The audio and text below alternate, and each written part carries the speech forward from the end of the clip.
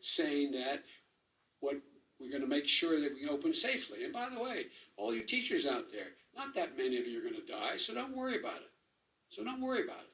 Come on. President Trump, let me follow up with you quickly. By the way, I will say this. If you go and look at what's happened to New York, it's a ghost town. It's a ghost town. And when you talk about plexiglass, these are restaurants that are dying. These are businesses with no money. Putting up plexiglass is unbelievably expensive, and it's not the answer. I mean, you're going to sit there in a cubicle wrapped around with plastic. These are businesses that are dying, Joe. You can't do that to people.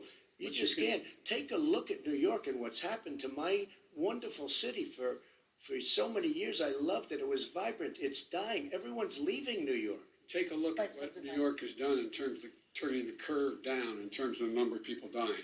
And I don't look at this in terms of the way he does. Blue states and red states. They're all the United States. And look at the states that are having such a spike in the coronavirus. They're the red states. They're the states in the Midwest. They're the states in the upper Midwest. That's where the spike is occurring significantly. But they're all Americans. They're all Americans. And what we have to do is say, wear these masks, number one. Make sure we get the help that the businesses need, that has money's already been passed to do that. It's been out there since the beginning of the summer, and nothing's happened.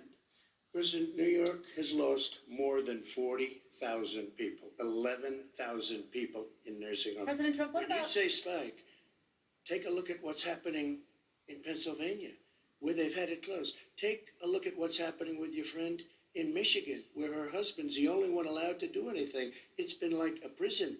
Now it was just ruled unconstitutional. Take a look at North Carolina.